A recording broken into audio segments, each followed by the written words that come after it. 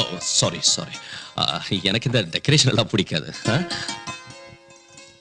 ஆமா, நீ ஏன் டல்லா இருக்க? சாந்தி,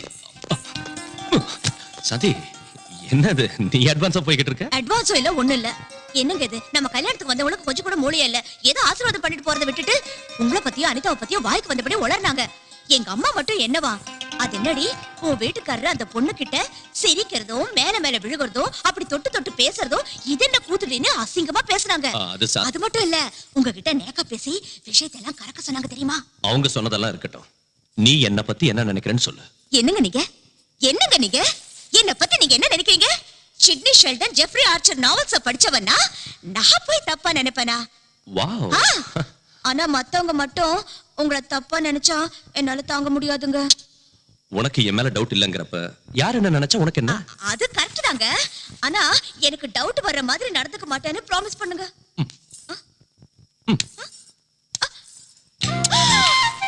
என்னங்க இது? ப்ராமிஸ். ஐயோ, இது என்னங்க ப்ராமிஸ்? ப்ராமிஸ் பண்றதுல இது ஒரு புது ஸ்டைல். இன்னொரு பக்கம் கொடுத்த போங்க. உன்ன மாதிரி அழகான மனைவி கிடைச்சதுக்கு ஐ அம் ரியலி ஹாப்பி.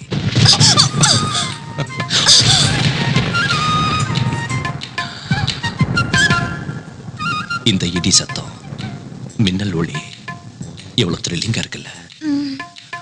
நீ மழையில நனைச்சுக்கிட்டு என்ன இன்னும் கட்டி பிடிச்சுக்கிட்டா எவ்வளவு சந்தோஷமா கிக்கா இருக்கும் தெரியுமா?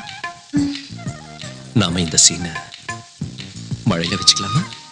நினைச்சு போயிடுவாங்க.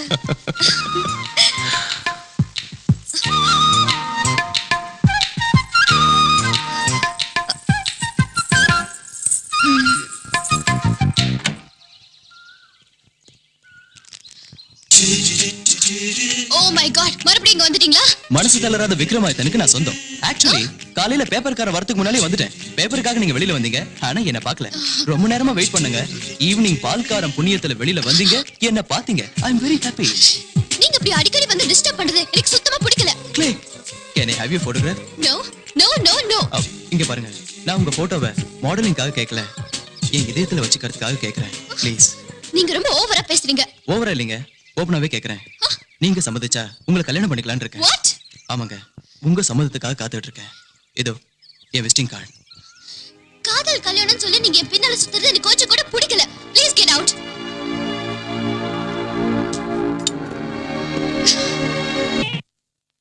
மசாலா தோசை யார் பண்ணாங்க? நம்ம மல்லியா? இல்லைங்க, நான் தான் பண்ணேன். நல்லா இல்லையா? சூப்பரா இருக்கு. இந்த சாப்பிடு.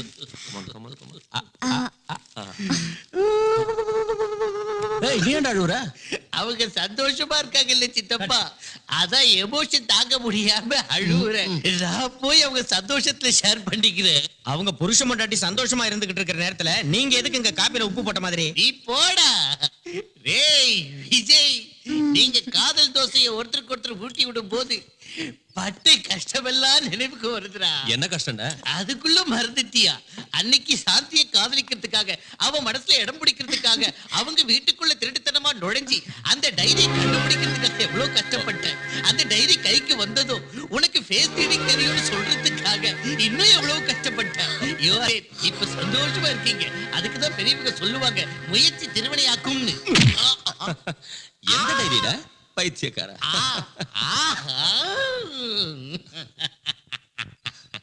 எல்லா விஷயமும் வந்துடுச்சா? ஐயோ ஹரிச்சந்திரா, எனக்கு ஏன் இந்த உண்மையை பேசுற குணத்தை கொடுத்தேன்னு தெரியலையே.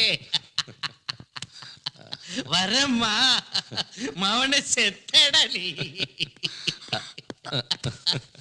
சாந்தி, என்கிட்ட பேசாதீங்க. என் பேச்சுக்கு என்னத்த கேக்குறது?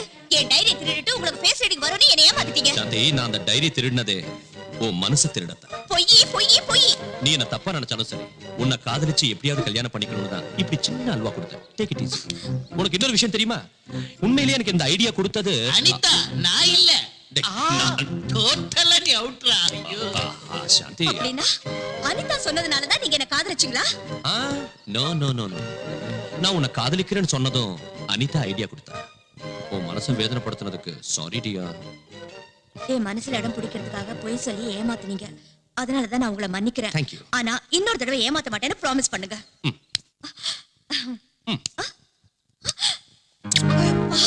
என்னங்க இது? ஏன் இந்த பக்கமும் ப்ராமிஸ் பண்ணணுமா? சி, போங்க. அவருக்கு இன்கம் டாக்ஸ் ஆபீஸ்ல வேலை இருக்கான். மீட்டிங்கை நாளைக்கு வச்சுக்கலாம்னு உங்ககிட்ட இன்ஃபார்ம் பண்ண சொன்னாரு. ஓஹோ சரி, நான் வீட்டுக்கு கிளம்புறேன்.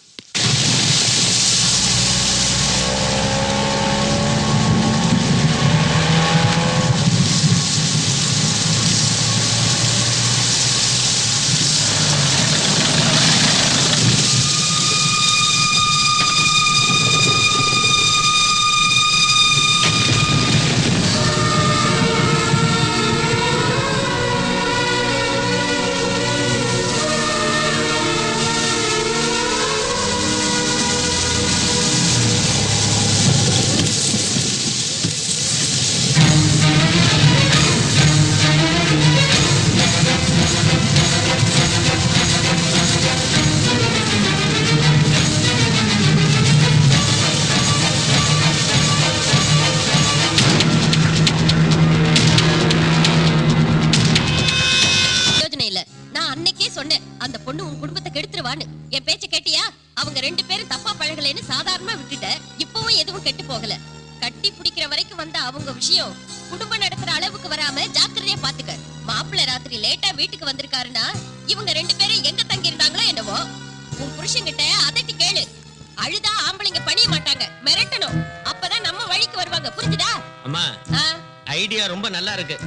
இதே ரேஞ்சில தான் ஏற்கனவே என் பொண்டாட்டி என்ன எழுத்தா வாங்கி மண்டையில ஒண்ணு போட்டு டைவர்ஸ் கொடுத்துட்டேன். டோட்டலா மேட்டர் ரிவர்ஸ் ஆகி போட்டு ஜாக்கிரதையா இருங்க. shut up. போய் உன் வேலையை பாரு. அதே தான் நானும் சொல்றேம்மா. அவங்கவங்க வேலையை அவங்கவங்க பார்க்கணும்.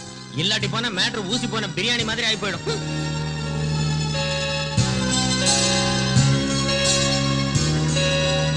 சாந்தி, காஃபி.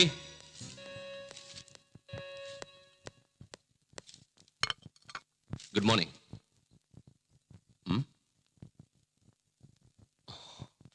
சாரி சாந்தி, ராத்திரி நான் வரதுக்குள்ள நீ தூங்கிட்ட. எழுப்ப வேண்டாம்னு நானும் படுத்துட்டேன். ராத்திரி ரொம்ப லேட் ஆயிடுச்சு. ஏன் லேட் ஆகாது? ஆடிட்டர் மீட்டிங் இல்லையா? அங்க கணக்கு வழக்குகளை பாக்குறதுக்கு அந்த அளவு கூட லேட் ஆகாதா என்ன? மறந்து போயிட்டேன். Last minute auditor meeting cancel ஆயிடுச்சு. இருந்தாலும் உங்களால ஃபங்க்ஷனுக்கு வர முடியல. ஓ, மழை வந்ததுல மழையில நினைச்சுக்கிட்டே கட்டி பிடிக்கிறது உங்களுக்கு இஷ்டம் இல்ல? எந்த பொண்ணையாவது கட்டி பிடிச்சிருப்பீங்க? என்ன சாந்தி, நீ என்ன பேசுற? மழையில நீங்க அடிச்ச கூத்த பாத்தங்க. ஓ அதுவா? பாவம் அனிதா ராத்திரி அவ புருஷனோட சண்டை போட்டுட்டு வீட்டு விட்டு வெளியே வந்துட்டா. கரெக்டா அந்த சமயம் எனக்கு மீட்டிங் கேன்சல் ஆச்சு. சரி, நாம 2 பேரும் ஃபங்க்ஷன் போகிறோமே வீட்டுக்கு வரப்ப அவளை பார்த்தேன். ஆறுதல் சொன்னேன். ஆறுதல் சொல்லணும்னா அவ்வளவு இறுக்கி கட்டி பிடிச்சுதான் ஆறுதல் சொல்லணும்னு எனக்கு தெரியாது. என்ன சாந்தி புரியாம பேசுற? ஆமாங்க, நான் பேசுறது தப்புதான். அனிதாவை பத்தி பேசுற உங்களுக்கு கோவம் வந்துரும். அவளுக்கும் உங்களுக்கும் நடுவுல 1000 இருக்கும். அதை என்கிட்ட சொல்லவும் வேண்டாம், நான் கேட்கவும் வேண்டாம். நாம கண்ணால பாக்குறதெல்லாம் உண்மை இல்லம்மா. சில நேரம் நம்ம கண்ணே நம்மளை ஏமாத்திடும். நான் நம்ப மாட்டேன். நம்ப மாட்டியா? அதுவும் அங்க தூரத்துல பாரு, அந்த வானமும் பூமியும் சேர்ந்த மாதிரி தெரியுதுல. தெரியுது. ஆனா சேராது. அப்படின்னா நம்ம கண்ணே நம்மளை ஏமாத்திடுச்சுன்னு தானே அர்த்தம்.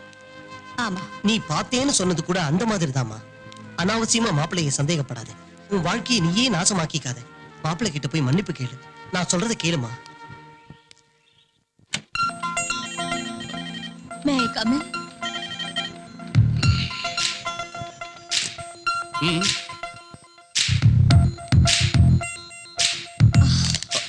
இத பாருங்க. அதான் எப்பயோ பார்த்துட்டேன்ல, புதுசா நான் காட்ட போறேன். என் மேல கோவம் போயிடுச்சா? நடந்ததெல்லாம் மறந்துடுவீங்கல்ல? முயற்சி பண்றேன். ப்ராமிஸ்?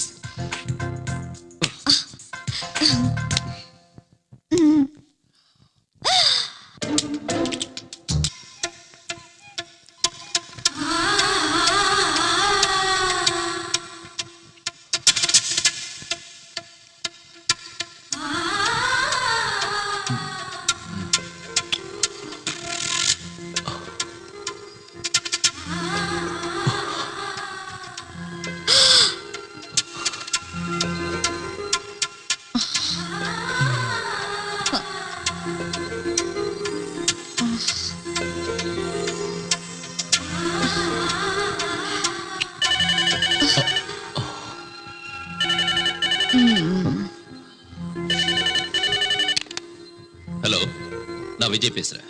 தம்பி, நான் அனிதாம்மா வீட்ல இருந்து பேசுறேன். நீங்க புறப்பட்டு உடனே வாங்க. என்னாச்சு? அனிதாம்மா மாடியில இருந்து இறங்கும்போது கால் தவறி கீழே விழுந்துட்டாங்க. ஓ மை காட், எனக்கு ரொம்ப பயமா இருக்கு. நீங்க உடனே வாங்க. என்ன பண்றதுனே புரியல. நான் உடனே கிளம்பி வரேன். இந்த டைம்ல எங்கீங்க? அனிதாவுக்கு அடிபட்டுடுச்சான். நான் அவளை உடனே ஹாஸ்பிடல் கூட்டிட்டு போறேன். வேற யாராவது கூட்டிட்டு போவாங்க.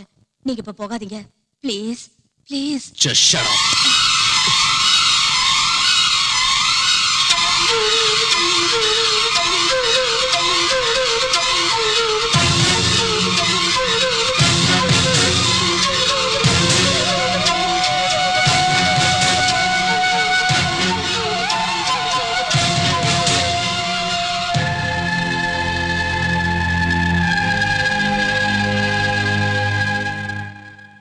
Doctor, nothing to worry.